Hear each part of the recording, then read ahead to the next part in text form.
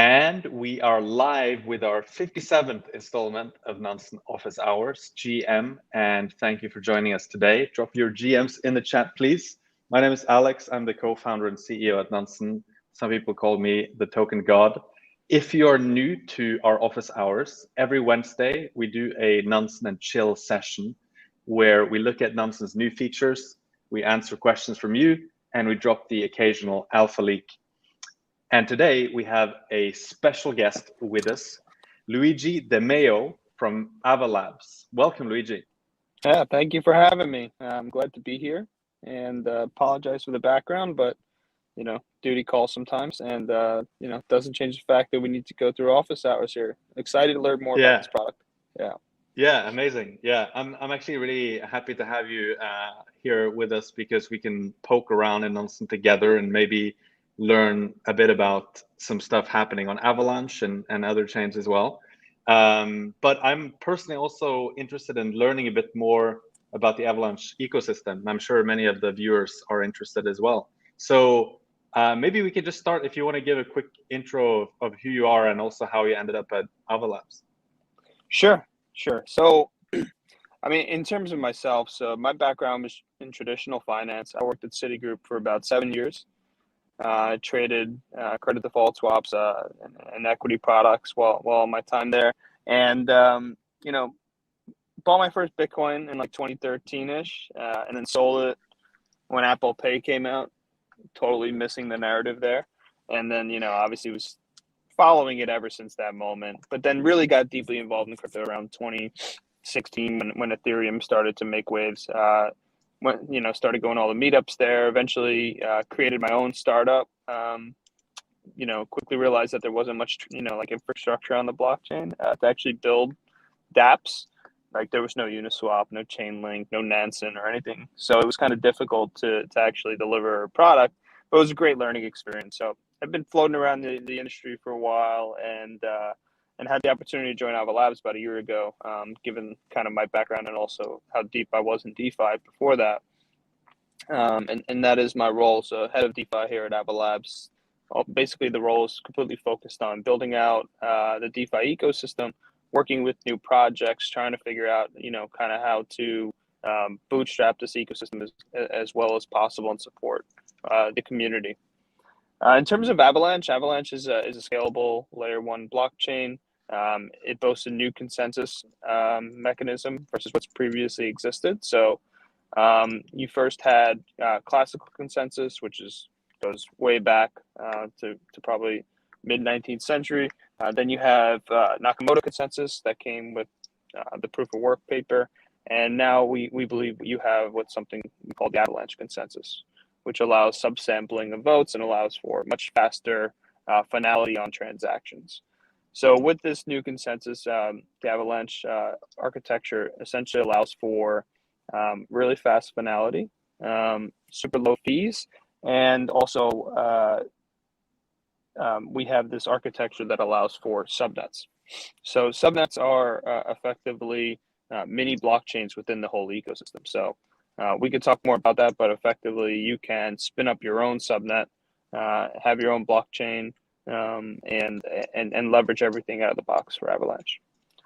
In terms of what everybody's used so far, the Avalanche seed chain is the smart contract chain. That's an EVM compatible chain on Avalanche that's effectively has about 100,000 daily active wallets per day, about 800,000 monthly active wallets. The TVL has gone from something like 200 million to about 13 billion or so, where we stand today. So there's really good traction. We've seen really good deployments from well-known applications such as Aave, Curve, Sushi Swap, etc., as well as we have our own native applications that are really doing well, such as Trader Joe, Pangolin, Benki. So the Avalanche DeFi community has really kind of become like a force to reckon with at this point, and I'm excited and happy to see it grow like that. That's really cool. You answered so many of the questions I was going to ask you. I think one thing that that's great. That's amazing. So I think one thing I was a bit confused about in the beginning was the fact that you have different chains and that you have the sort of C chain, which is EVM compatible. Like, was that always a part of Avalanche, or was that added to sort of help kind of bridge the gap with Ethereum to help get developers and liquidity and so on over from the Ethereum ecosystem? Like, how did that come about? Yeah, so the initial mainnet did not have the C chain. C chain was added like very quickly thereafter. As you know, we saw the issues in terms of what Ethereum was having in terms of like being able to deliver low fees and usability, and we had all the working architecture, and so essentially you could think of the C chain as a subnet of the Avalanche blockchain, right? So we spun up the C chain as an example of what people can do. Like, there's no reason you can't spin up a subnet that has a Rust compatible, VM, right? So that means you could run like Solana type applications on there. The architecture is completely flexible from this standpoint. The P chain is where validation occurs. This is nice because you don't necessarily have the same, you don't have two different types of mechanisms being, happening on the same exact chain. So it allows for a little bit more speed. And then the X chain is really good, UTXO based, allows for really fast payments. So different use cases for different chains. But most of what happens on Avalanche happens on the C chain. And I think going forward, we announced something called subnet EVM, which is, and we'll announce a little bit more about this in the coming weeks. But effectively, you can spin up your own EVM subnet, which is your own C chain, effectively, with a single command line. So this allows you, let's say you're, a gaming application or something like that, you can have your own chain effectively for that game. So what's nice about that is if there's an IDO or NFT drop somewhere else in the chain, this doesn't disrupt the gamers, right? And I think this is kind of going to be the future of the way blockchains start to evolve in this horizontal scaling. Oh man, I love that. That's so cool. So that means you could spin up a chain that is kind of suited to a specific type of application where you make the trade-offs that you want.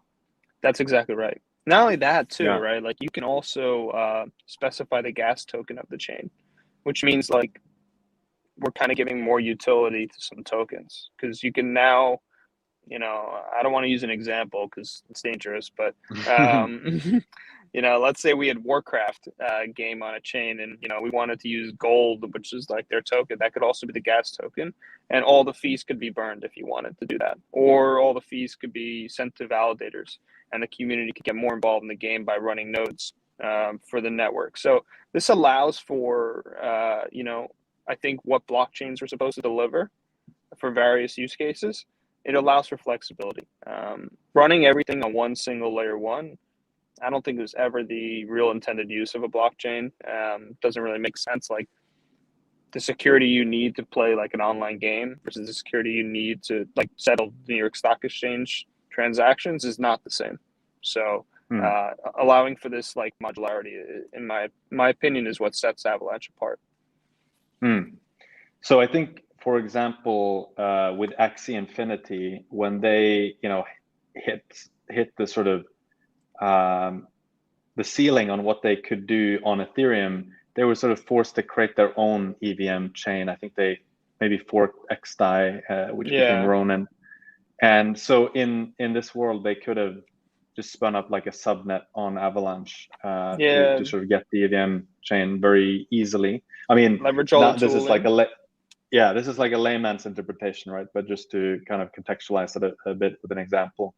And exactly so right. I guess, so I guess that means like games, for example, that might be popping up, if they were to follow the trajectory of Axie Infinity, they might just spin up subnets instead of like their own chains. It's much easier for them. It's less infrastructure for them to manage on the DevOps side, and you get to use this really unique gas token model as well. And also, a lot of the bridging infrastructure should work out of the box in terms of if it's EVM. You should be able to bridge, like you can bridge from Phantom to your subnet, from Avalanche C chain to your subnet, from Ethereum mainnet to your subnet. If it's EVM, that'll work out of the box. Cool. That's super exciting. Just one last question before we move into looking at Nansen and what we can find there. So your role is focused on DeFi. So can you talk a bit about what that means in practice? Like, do you give out like ecosystem grants? Do you like help coordinate projects that are run internally at Avalanche? Like, yeah, what does that mean in practice? Yeah, it's a great question. I'm still trying to define my role, but I'd say like most of what I'm focused on is primarily bringing in new projects and continuing to cultivate the ones we have. I also have another part of the role, which is kind of just like this strategic role, which is focused on like how we position Avalanche DeFi. Obviously, the Avalanche Rush incentive program is a big part of that. Was really spearheading a lot of those efforts. Still am, and yeah, we give out grants, investments. We're focused out on establishing the tooling. We have recently announced like USDT and USDC native integration to Avalanche. So like one example of something I'm focused on is like we have a lot of bridge to USDC and USDE on Avalanche, and one of my focuses is kind of like migrating a lot of that to the native. This is like much more sustainable longer term, and like that's something that sometimes you need somebody to like push the ball a little bit, and then it can start to roll down the hill. So I think I kind of view myself as like hitting the ball a lot of times. Yeah, makes perfect sense. So with that example of stablecoin, so the way it works right now is that with these custodial redeemable stablecoins like Tether and USDC, the sort of life cycle of those coins is that you would go on Ethereum today and sort of put US dollars into a Circle account, you would mint USDC, and then you would bridge the USDC over to Avalanche, but you can't redeem it directly from Avalanche with those. And so what you're saying is there will be like a native way to mint and redeem stablecoins on Avalanche. There is right now. If you go in your Circle account right now, you can mint USDC. The only thing is like we have $1.5 billion of wrapped USDC on the network. So, there's a little bit of a transition that needs to happen to kind of replace that. So the first step is to kind of build liquidity for the native form, which we're doing. I think that you'll see a lot about that in the next week or so. And then, natural arbs will appear that'll start to reduce the bridge form and kind of increase the native form. The benefit of this is people can mint directly on Avalanche. It's cheap. There'll be likely central exchange rails that'll let you withdraw let's say your USDC or USDT from Avalanche directly to a centralized exchange rather than having to bridge your USDC back over to Ethereum, then send it to like Coinbase or something like that. You'll be, you'll be able to do something like that directly. This saves on fees.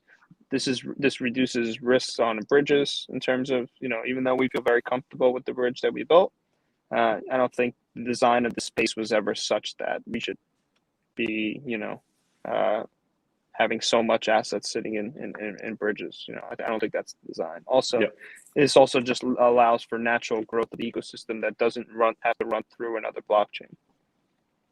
Yeah, makes sense. I have more questions, but we could dive in, and I think some of them we will touch on. For example, the bridge point that you just mentioned there. So let me just bring up the screen here to show Nansen. So for those of you who aren't that familiar with Nansen, this is basically the home screen that you see when you log into your account, and it has lots of information. And one of the more recent additions has been this multi-chain hot contracts widget, where you can see different smart contracts that have a lot of inflow of capital on them. So this is one thing that's cool to look at. But I wanted to look at a few things that are Avalanche specific, and maybe a good place to start is by looking at this multi-chain category down here. And if I click Avalanche, this is a pretty nice overview of the ecosystem. So when I started learning about Avalanche, using it myself, I started here to figure out what are the more active dApps, for example, that exist on Avalanche, and overall, how is the ecosystem growing? So first of all, you see, an increase of transactions pretty much consistently, especially started late 2021, and it's just been pumping, right? That the blue chart here is transactions that are being made on the network, and this is on the C chain. And you also see how much gas is being spent in US dollars in total.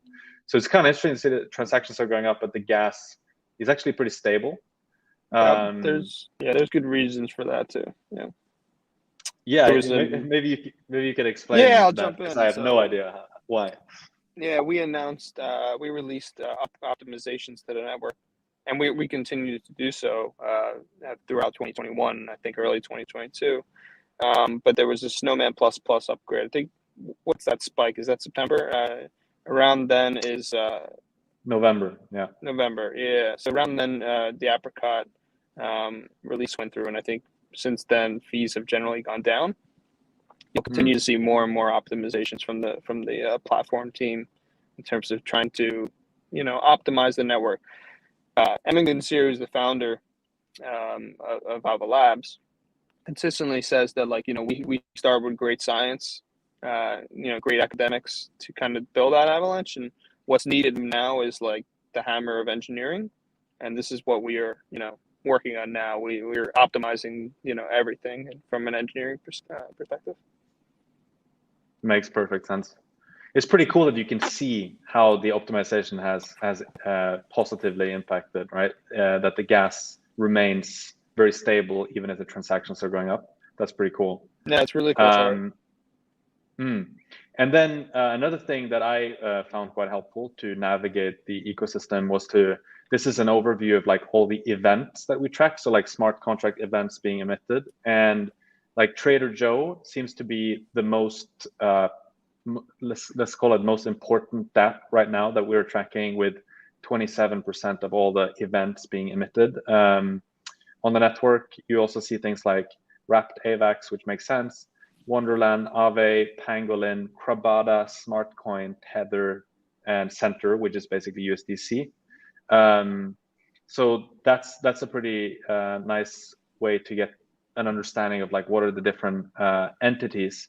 You can also click through these ones down here, which shows similar things, but it has a longer list. So I think you mentioned this Benki or Benchi, I don't know how to pronounce it, as one. There's also, it looks like Paraswap is also live on Avalanche. They're a DEX aggregator. Yep. So exactly. And then you have like Curve, MakerDAO as well. Maybe that refers to DAI or something. Wrapped DAI. Wrapped DAI. Yeah, makes sense. And there's like a long tail here, right, of entities that we're tracking. So this could be a good place for people to get started to understand the ecosystem a bit better and monitoring over time. I think the other thing that I wanted to look at a bit is, and maybe to ask you about this, because we also have this bridge builder dashboard, which shows bridging activity between different ecosystems. And Avalanche is like consistently among the top ones in terms of volume that's going in. And that's like not just in absolute terms, but also in number of addresses, and also in what we consider smart money depositors. So addresses that have been successful at trading, yield farming, and so on in the past. They've also been using Avalanche very actively. So one thing that sticks out though is that most of these bridges are actually smart contracts, but the Avalanche one is like a normal externally owned account, right? It's like a normal address. So how does that work in practice? Like, and with the key and so on. Maybe people are curious to learn how that works. No, it's a good question. We get that question a lot. The Avalanche bridge goes way back in terms of kind of like where it was architected, how it was architected, and for what reason. Before the Avalanche bridge, there was a previous bridge, which was not very good. That was in early 2021. That was the one that existed. Money got stuck. We didn't build it. We used the third-party provider. And so with all that frustration came a beautiful objective to build a great bridge. And Emin Gansir and the team, who are, very well versed in kind of architecture and security systems, leverage Intel SGX technology, which is, you know, effectively a hardware chip that allows in cold storage to kind of reboot and onboot existing enclaves, they're called. So the way the Avalanche bridge works is like there's this, and you know, I don't want to go too far outside of my realm because I DeFi.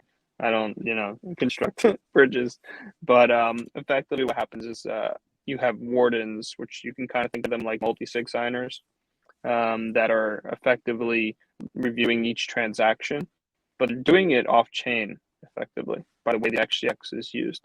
And this allows for much faster transactions and much cheaper transactions without really compromising on security at all.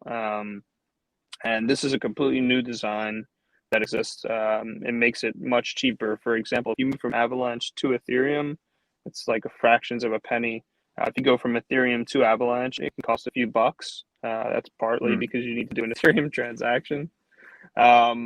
So yeah, that it looks like an externally owned address, but there's a very deep architecture, and there's, you know, long documentation explaining exactly the process of the wardens, how the cold storage reboot happens, and how the secret sharing happens in terms of the keys. That's a very in-depth process, and I think we're really proud of the bridge that we've built. It's been completely reliable, and really has acted as a rail for a lot of these large addresses that you're tracking. Yeah, it's. I remember when I first used it, I was surprised by how little gas you actually have to pay to use it, and it's partially because you're just literally sending funds there, right? You don't have to make a smart contract interaction, which would be more costly. So it is quite a nice feature from the user perspective, and the user experience as well. Like when you can see where, like how many confirmations you need and so on to actually receive the funds. It's a pretty smooth experience actually. I know many people are worried. Yeah, go ahead. Yeah. I know many people are worried about bridging. It's like, where are my funds, right? They might take hours or even days in some cases to make it through. But this one is, at least when I've used this, been pretty smooth. Yeah, anybody who's really, you know, gone pretty deep in DeFi, has used a lot of bridging, has had that experience where they think they might have lost their money. We've really focused on building this product, Avalanche, that we wanted to let you know throughout the process, like, hey, you know, this is how many confirmations you're required to get there. This is where you are. You know, this is like, you know, when you can expect to be done. All these things, because like this is just basic user UX stuff that for some reason we didn't do in DeFi or blockchain architecture in the past. But yeah, this was really good for bootstrapping our ecosystem. Yeah, makes sense.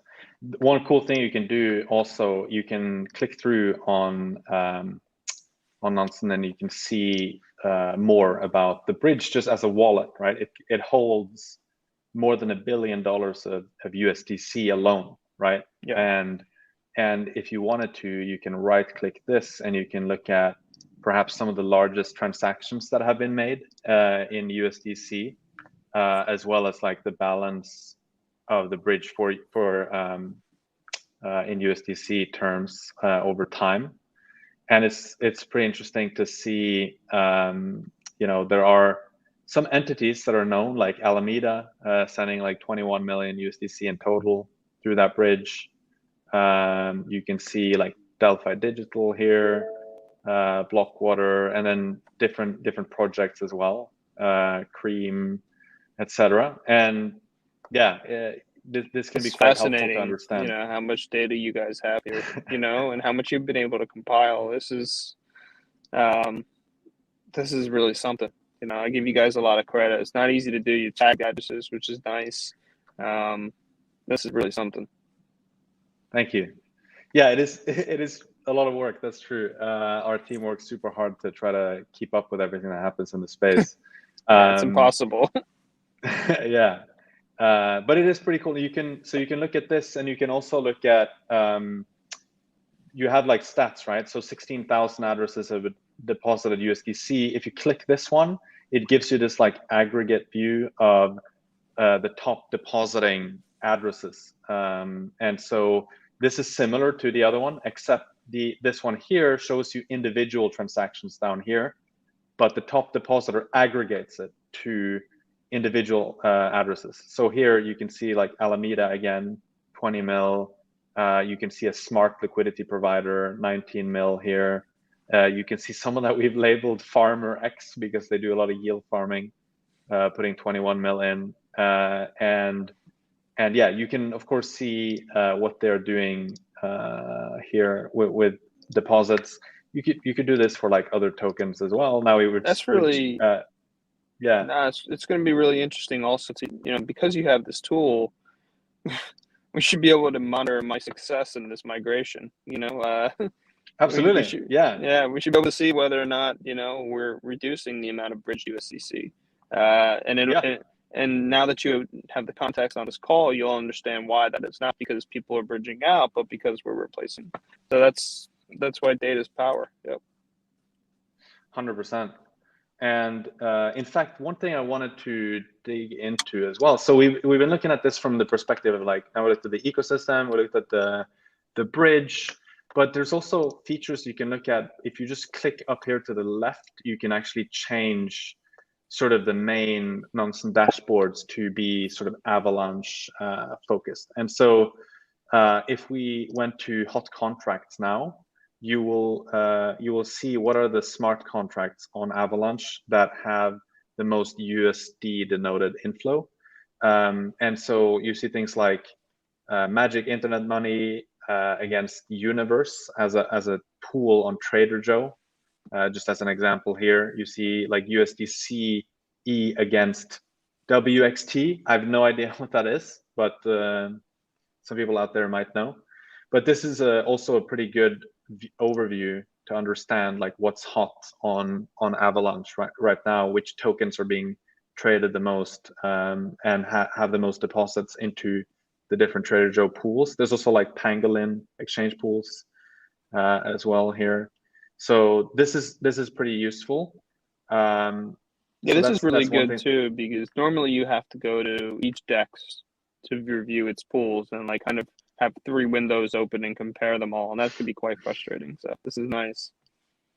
Yeah, and maybe one thing that we can look at, because it could be relevant for that thing you were talking about the migration, right? So if we go, this is USDC-E, that's like wrapped USDC effectively, right?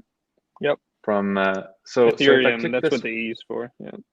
That makes sense. Nobody gets that. Yeah, I didn't get it, but that's funny.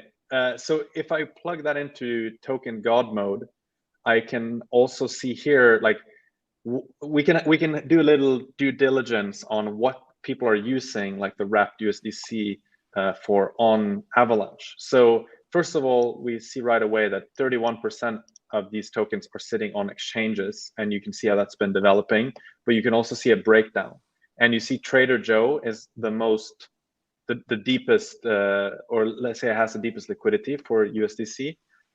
Curve used to have a lot, but it's been going down, maybe because the liquidity incentives have changed or something like that. Platypus. Yeah, I was going to say also probably because Platypus launched. Yeah, we should look at Platypus later as well. I have some, I've been doing some yield farming on Platypus. It's been pretty fun. I got like, yeah, and there's also Pangolin, GMX here. Yeah, that's another new one. Yeah, GMX is a nice perp trading protocol. Okay. As well on Avalanche. Yeah, people should check that out. GMX Avalanche. Yeah. I guess it's this GMX IO, right? Yeah, that's it. Yeah, it's really, really neat. So I think people should dive down the GMX rabbit hole. I think this might be one of the next big DeFi applications. That's cool. I've seen it pop up in many different places. Not financial advice. Not financial advice. Yeah, nothing we say here is financial advice. Yeah, big disclaimer. I know nothing. This is this is entertainment. We are ignorant. We're just poking around in this. You know what also might be interesting? I'm not sure if there's a way to look at this, but wrapped USDC versus native USDC, to see kind of if Yeah. So actually, I wanted to. So So actually, just let me think here, because I wanted to compare this, right? Like the USDC, the wrapped one with the other one. So maybe what we'll do here is I'll just bring up the Explorer Snow Snow Trace, trace. and That's a great way to look at it. Yep. then we can. So there's the USDCE, and then there's this one, which is the official one, right? The non-wrapped one. How many Presumably millions does it show? 60 mil. Yeah, that's right. So what I'm gonna do, I'm gonna like grab this here, and then I'm gonna go back to Nansen, and I'm just gonna open up like another token god mode here. Yep. And since we have the address of that, I'm gonna plug it in, and we should be able to see similar thing, and we can compare the two. By the way, I've never looked at this stuff before, so it's kind of fun. Yeah, sorry to kind on of air. sorry to do this on air. I love it. This is like this is exactly what we love doing in office hours. It's like we have no idea what we're going to see. Let's just try it out and see what happens. Yeah. It looks like there's a lot of USDC going into Trader Joe. So are there any like liquidity incentives somehow on Trader Joe to bootstrap this native USDC? I think there's a $25 million pool on Trader Joe, if I remember correctly, about USDC.E, USDC. So traders can swap there. Obviously, Trader Joe being a normal DEX, that's the fees are like 30 basis points, so it's quite high for stablecoins. So I know that Platypus announced that USDC will be going live, I think Friday on Platypus. So that should reduce the slippage for native USDC a lot. And so this chart will probably look a lot different. Yeah, this chart will look a lot different. That makes perfect sense, because the whole point of Platypus is basically like stable asset swaps, right? That's exactly right. Yep. Yeah. So they'll have a new listing on Friday. So that's an important moment for us. I think you'll be able to swap any of your stable coins for native USDC. I think they have 1 basis point of slippage, of a fee. And then I don't think the slippage is really much at all. So that should be really cool. And that'll start to kick off this migration. First step is to have that liquidity. Nice. That's super helpful, actually. Do I have to connect the wallet? Oh man. Okay. Yeah, let's do your wallet. Let's do that one separately. We can do that one afterwards. But so yeah, there's so many rabbit holes to dive down here. So there's it's good to see that, and that the liquidity seems to be increasing for the native USDC, which you can see quite clearly there. And if we're successful, what you should see in a few months is the first form going down and the native form going up, and you will be able to like measure and track that with something like Nansen, which is cool.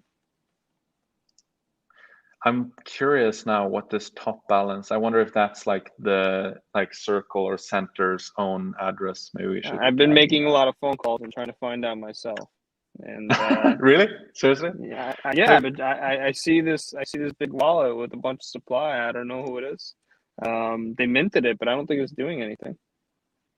That's funny. Maybe we should try to see if we can find some evidence of who. Ooh, yeah, they are minting. Cool. Okay, so the context maybe it's here. Circle. I don't know. Yeah, so the context there, we went into token god mode. We plugged in USDC, the native one, just to get a sense of like what it's being used for in general. And we discovered that there is this top account here, which has 59% of all the supply, or 35 mil. The second one, by the way, is the Trader Joe pool, which lets you swap between the wrapped one and the native one. And there's also a maximizer. Not sure. Yeah, that is. It's like an home port. I think they're probably accepting native USDC for bonds. Okay, cool. Let's open that up as well to have a look afterwards. But so the top one, right? We want to figure out, maybe there's some evidence of like what it is. So there's 25 different incoming addresses that it's receiving funds from, and then there's 55 outgoing. Maybe it's some exchange address or something. Let's see if we can sort. Now we're sorting by just the largest transactions. Looks like these are mints and redemptions. So, and it's been active. Actually, it's been active for a while, right? Since Yeah. I've early been December. looking at this. I've been looking at this for a month, and I'm like, Let's see. can you guys LP it somewhere, please? Yeah, um, yeah, yeah. Let's see if we can crack this case. How would I go about this? So I'd probably just try to get an overall sense. It seems like it's mostly mints and burns, and then it does send. The thing is, I'm missing some of the basic functionality here because we're still rolling out full support for of Avalanche. But course. this is where it would be nice to have like the top depositors, right? The thing we looked at earlier, where you could Yes, that would just be click awesome. this and you Yeah. see what is the breakdown of the 25 addresses in incoming, and then similarly for outgoing, the top recipients. That's something that I would want to know. It looks like there's the vast majority of the activity is like minting and redemption now. Like that's It could like be somebody trying to 98%. run an ARB as well, who's like minting when they need to, and then keeping the Trader Joe pool balanced. It could be somebody trying to do that as well if they're minting and redeeming. Not sure though. I'm just guessing. Yeah, yeah, yeah, yeah. I don't think we'll get to the bottom of this one here and now, but I might have a look at it a bit later. Yeah, let me know. I'll be curious to see what you come up with. Yeah, and then there's the maximizer treasury that you mentioned, where it looks like mostly this is coming from one address. So this is probably an address that's related to that treasury, I would imagine. That's right. And maybe it's like a former treasury address, and they just like migrated the funds from there. That's That exactly would right. make sense to me. They were accepting bonds. Yeah. Okay. So there might be some kind of like forwarder or something. We also can click through on the individual transactions here and load it up in Snowtrace. Let's see if that works. I'm gonna have that in the background. Yeah. Anyway, so this could be these two dash. I can send you the links to this if you want afterwards. But Yeah, if you want to please. monitor how the transition is going, probably it's a good idea to look at these two, and then you can get a bit of a hit list, right, for your native USDC, because you can look where is the wrap one being used the most, and like target, and then try to reach out to these projects and like, hey, That's there's exactly like what we'll do. Yeah, it's gonna be fun, but this is why these tools are gonna be helpful for me in particular. looks like Aave has a lot of the wrapped USDC. That's right. I think it's got over 1 billion if I remember on the top of my head, which makes sense, right? One of the largest stablecoins. Yeah. Aave is one of the largest protocols, so people Yeah. people like to deposit it. And then Platypus is the second largest. It's only been live for like 2 weeks. Yeah, that's right. Benchy or Benki, Trader Joe, Blizz Finance. Any idea what that is? Blizz Finance is an Aave fork. Okay. And there's GMX that you mentioned earlier, Synapse, Pangolin. Yep, that's a bridge. Yeah. Hmm. That's the other thing too about the bridging. Like, you can see the Avalanche bridge, which measures a lot of the activity, but it doesn't include the. Oh, looks like we had a bit of a connection problem there. We can give Luigi a chance to come back, and I'll review the chat here in the meantime. I see a lot of GMs, and I see Angus noting Abra liquidations on Avax. Yeah, what would that actually? I'm not totally up to speed on what happened there. So I saw there was something going on with time, where there was some kind of cascading liquidations, but I am actually not up to speed on what happened. I perhaps should be, and I could check in my notes from our analysts if they have made any comments about this. I don't see anything that has been mentioned about this, but I'm going to take the chance to show off something completely different. I'm going to show the LooksRare dashboard. Let's see. I'm going to also see if I can get Luigi up here in the background if he jumps on again. So let's see. Projects and LooksRare. This is a new dashboard. This is actually available to everyone, even if you're not a Nansen customer. It's a public dashboard, and it's pretty cool because it shows you the user adoption of LooksRare. And so happy to see that SB wants to look at Looks Insights. That's cool. So you can see a bit the user adoption from LooksRare and compare it to OpenSea. Oh, looks like Luigi's back. I'm gonna add him. Hey there. Hey, Looks like we lost you for a second. Yeah, I got one of those your phone got too hot situations. Oh man.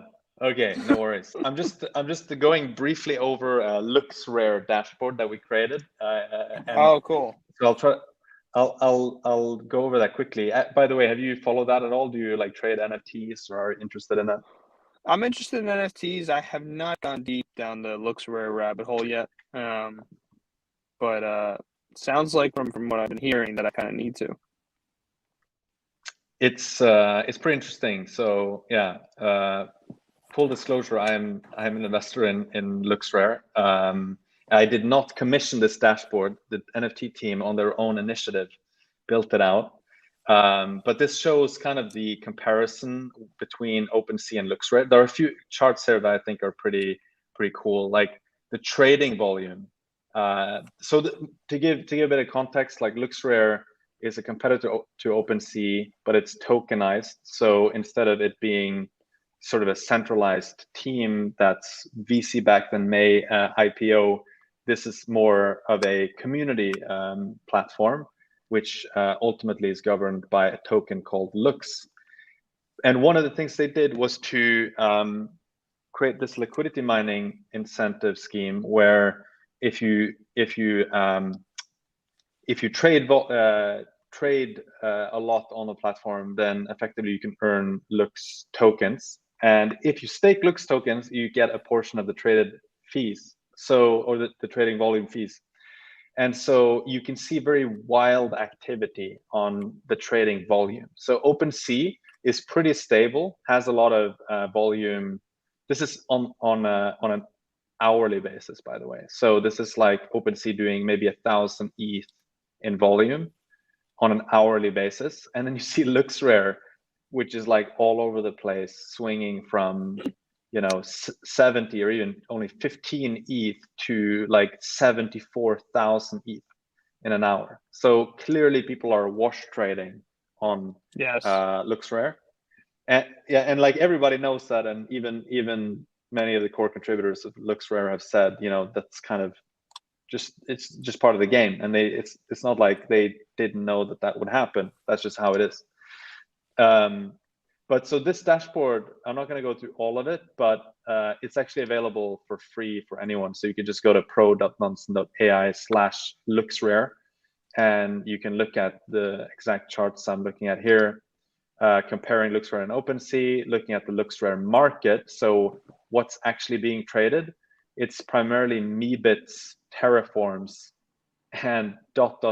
right now. I think because these collections don't have royalties, and so if you wash trade them, you don't have to pay royalties to anyone. So they're the best collections to wash trade for that reason. Very cool. Yeah, and you can also see like rewards, how much Looks are being staked. You can see the top Looks traders as well as what people are using their airdrop for. So about half were sold, 34% were staked, 14% were just transferred, and then only 2.92% were just held. So this is kind of an interesting insight on what people were doing with these tokens. Anyway, so I just wanted to cover that since you fell off for a moment and I had the chance to go. Yeah. But where were we? I think we were looking at some of the USDC stuff. Oh, let me go back here. Yeah, I was just I think I And was saying that when I got cut off, that when you see the Avalanche bridge, it tells you the activity on that bridge, but there are many other bridges that are coming to and from Avalanche as well, like Synapse and any multi-chain now, I think it's called. That was AnySwap before. Maybe Wormhole is a lot too. So yeah. yeah, actually, maybe we can see some of those bridges here. So there is, let's see, I can maybe do a little cheeky filter here. So if I filter, maybe just filter for Avalanche. Yeah, there's Synapse. There's another Avalanche bridge. I'm not sure if that's an older That's one, probably the old perhaps. one, yeah. Yeah, that's the old one. Yeah, makes sense. And then there's of course, the main one, which is pretty massive there. So maybe there are some bridges here that we are not capturing, and we should. Where Wormhole is also here, so that Yep, I guess connects to several different chains. that's right. Hmm. It'll Um, be cool to see cool. how we integrate subnets into Nansen in the future down the road, Oh and kind yeah, of being able to look through the activity going through subnets, and where the money's going. Is it going to the C chains, is it going to other chains? That's going to be fascinating to kind of monitor as well down the road. 100%. It'd be really cool if there was some kind of like, if not fully automated, that at least semi-automated way to, like, as soon as someone spins up A another subnet. subnet, we have like the data for it. Like, Yeah, that would be really neat. yeah, that'd be cool. Um, so just looking at my notes here in the background, we talked a bit about platypus. I kind of wanted to look at that a bit more Okay. because I was playing with it myself, and Okay. and I noticed a few things actually earlier. So maybe let's have a quick look at the PTP token in token god mode, Yep. because this is like sort of, from my perspective, when I was using platypus, I also wanted to figure out, hey, there was like a pretty big dump in the price, and Yep. that always makes me curious, like what's actually happening, like who's selling and what's going on. And if we look at, there's some stuff that's immediately popping up here, but now I've plugged in P2P and token god mode. I go to notable wallets to look at balance changes, and a few things that like pop up right away. So like Delphi Digital, Mm-hmm. interesting, 100,000 outgoing PTP tokens.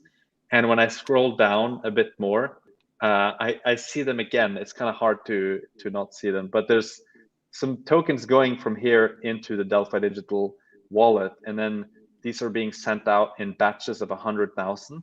So what I, as someone who's interacting with this token, I probably want to drill down on their wallet and figure out like what's actually going on here.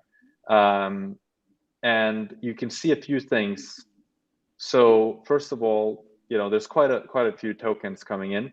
There's one big one coming in from this one, which is currently unlabeled, and we might need to get the team on to try to figure out what it is. But then you have these like batched 100,000 transactions, and then there is pretty clear selling as well on Trader Joe.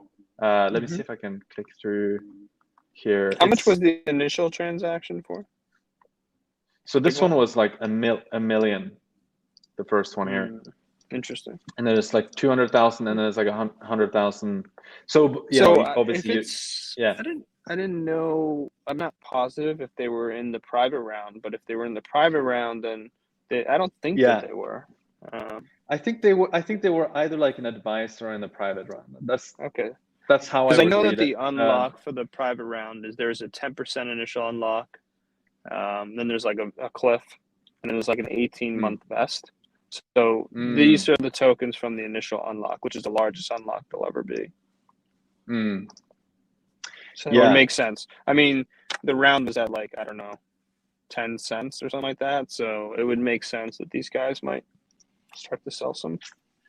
exactly. So I don't want to put you on the spot to obviously comment on these guys specifically, but when I'm looking at it, I'm like, okay, I want to understand what the smart money and what Mm-hmm. the sort of early investors are doing. And Mm-hmm. here I see like, okay, this is now I just plugged in the address where they were sending 100,000 tokens to, and from there it is pretty clear that they're selling the tokens, at least some of them. Yep. And so if I just sort by time, I can see, 100,000 coming in, and then it's basically being sold in small chunks here. And of course we can't blame them for the price action alone, but like this is something that is worth paying in attention dollars, to I if think you're it's a small percent of like the actual volume over the yeah days, but it's a signal, I guess. yeah It's interesting. It's interesting. The tokenomics also lend itself, I think, to this like very large spike initially because people need to acquire PTP to stake it for VE-PTP. yeah And if you stake it, it's like time based. So as soon as you start the clock, determines like how strong your boost is on your APY. So the longer you wait, the more behind you are in terms of getting a boost. So it made sense that everybody rushed to buy in to stake, and that now like yeah they're farming it a little bit. I think that there's some things that'll change that in the future. Like there's still a lot of things to happen on the roadmap, and also there's probably going to be like I know that there's a lot of folks trying to build something like Convex on top of it, which would bring in a natural buyer of the token, obviously, to acquire voting power. Yeah, actually, this is another area where I would have loved to see the top depositors here, which we need to ship ASAP, because as a user I need to have it, because then I could see, hey, who's actually staking and who's like farming and what are they doing. So you could still kind of get around it by clicking here and doing a wallet profiler for token, and you at least see the large transactions, and you see Alameda, Delphi. You see me as well. That's hilarious. You see you. This is me. I don't know if you can read it, but I have What's like a the public percent? address. I can't see it, man. it's so small. It's pathetic. Come on, man. Get in there. But it's pretty funny because you can see people using the pool here, and it would be nice to see the top depositors. Yeah. Now you see a few smart LPs.